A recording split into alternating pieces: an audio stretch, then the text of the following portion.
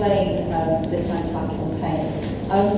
It was an idea which was germinated within the campaign this last year, I think last year, possibly even the year before. And it came out of our discussions about the increasing urgency of the situation.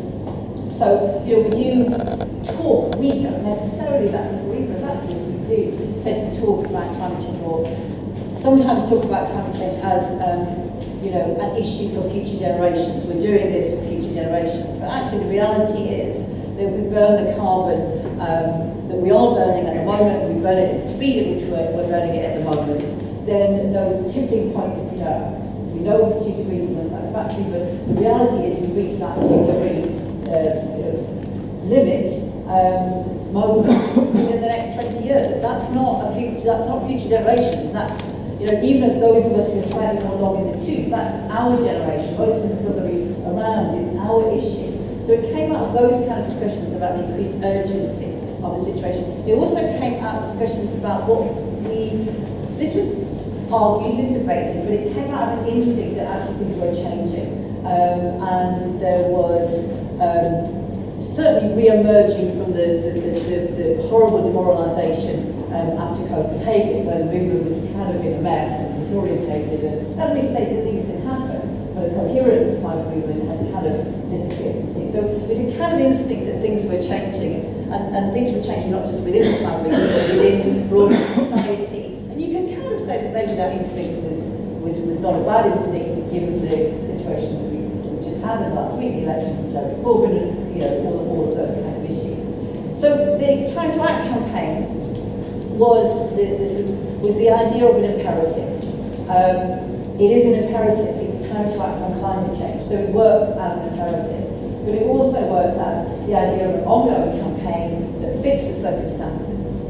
So our first initiative was the Time to Act demonstration earlier on this year in March the 7th. And I have to say how brilliant it was.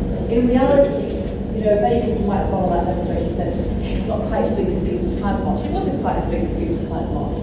But there were some significant differences. It was a demonstration which had largely been organised by a smaller grassroots campaigning organisation. All kinds of reasons why some of the bigger NGOs didn't come on board. But the point is to get 20,000 people on the streets, when you've got that kind of level of mobilisation, really actually tells you what the potential is. It doesn't say, that's small. It says with other groups, with wider forces, with bigger outreach, actually the potential is much, much greater. So it's an exciting demonstration. It was also a very, very good demonstration in terms of its diversity, and that's where I kind of want to go with the discussion now. So Time to Act is an imperative, and it's an idea that we can come together, take initiatives, like the initiative that is today. That we have today, where we can bring different groups together, we can open up that dialogue, and we can look at how we actually make the climate movement bigger than the sum of its parts, as well as reach out to new forces.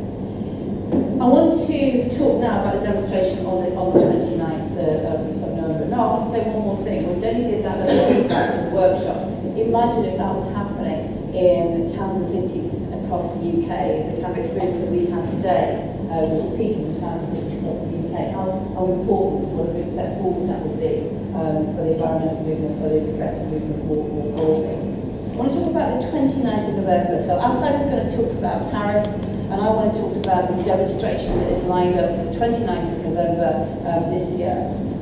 That is a demonstration in which just about every NGO and grassroots organisation, campaign organisation, on boards to build. So we are talking about a real fundamentally large mobilisation for the 29th. One thing I think is really important about it is the agreement that there has been that the type of that demonstration will be the demonstration People's March for Climate, Justice and Jobs.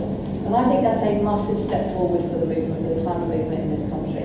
And it kind of acknowledges and begins to understand that tackling the climate crisis is about tackling an necessity, which at the heart of it is huge inequality.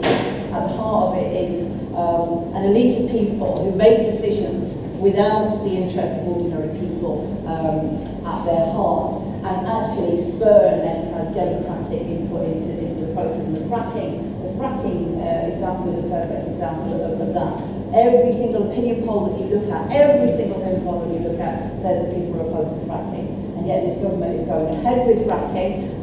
Every single opinion poll that you look at says that people are in favour of renewable energy. And yet this government is cutting the subsidies to renewable energy, which essentially means that the increased growth in the UK is indicative.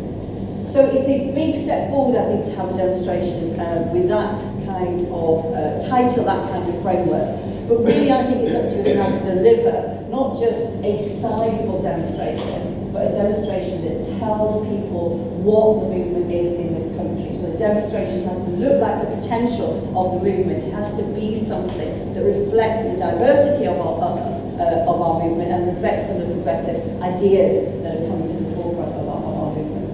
I want to speak just particularly in terms of the trade union involvement.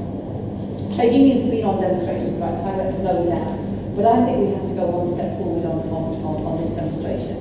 And I think on this demonstration we have to, for the trade unionists in the room, take very, very seriously a coherent, large and meaningful trade union presence on that demonstration. Organised around the possibility of an alternative.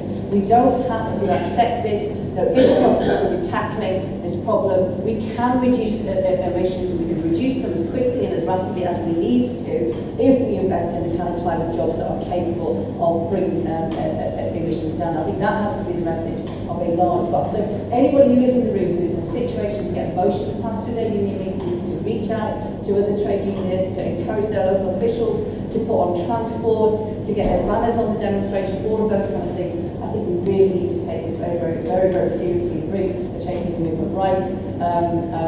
Actually to show that the trade union movement is serious about this. It's not just words, but we actually are willing to be part of a bigger movement to deliver. Can I just mention, when Jenny reported back at one of those workshops, she mentioned the thing about the war on renewables, defending jobs, and the number of jobs that go. Actually, that would make a brilliant contingent to join that bigger, defending the jobs that already exist, the jobs in renewable that are about to go from the demonstration.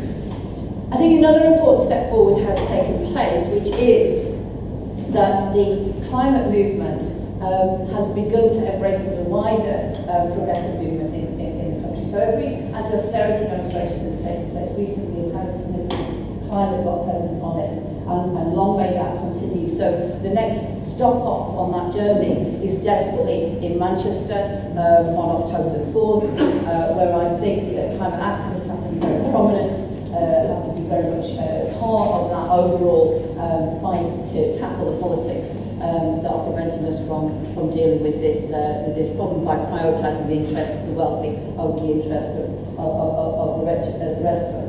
And we have to continue to make those connections, I think, with wider groups. An absolute joy for me this last weekend was to be on the refugee demonstration. It was a pleasure in so many different ways. The scenes that we're watching at the moment from Hungary are just extraordinary. They're extraordinary, unbearable scenes to watch. Such brutality to the most vulnerable in our society. And it was an absolute pleasure to be on the streets with tens of thousands of people last weekend that reject that you should tear gas the poorest and the most vulnerable society, and then say, let's welcome those people here, let's give them a space to be safe. But I was on that demonstration as I would have been anyway, but I was also on that demonstration leafleting about the demonstration on the 29th. And my slogan, if you like, the way I reached out to the people that I was leafleting was quite simple. I stood there and said that we in the climate movement are going to stand with refugees. We are going to stand alongside you in solidarity with you. But we are also saying that we need to stand up to climate inaction, because if we don't stand up to climate inaction, then we create the climate refugees of the future. And I have never had such a fantastic response to handing out climate leaflets ever in my life before. It was an absolute joy. You really did say this. I felt, or perhaps I've been too dramatic about it, I've been over the top, but I really felt that kind of potential for the movement to come together, or different movements to come together in a real meaningful challenge to the system that is hurting us in so many different ways. Okay, I'm going to just finish up on these 2 points. Assad will no doubt for us, explain very well what's at stake in Paris and what it would be brilliant for the movement to do at Paris and beyond. But I just want to finally put my 2 pence within on this.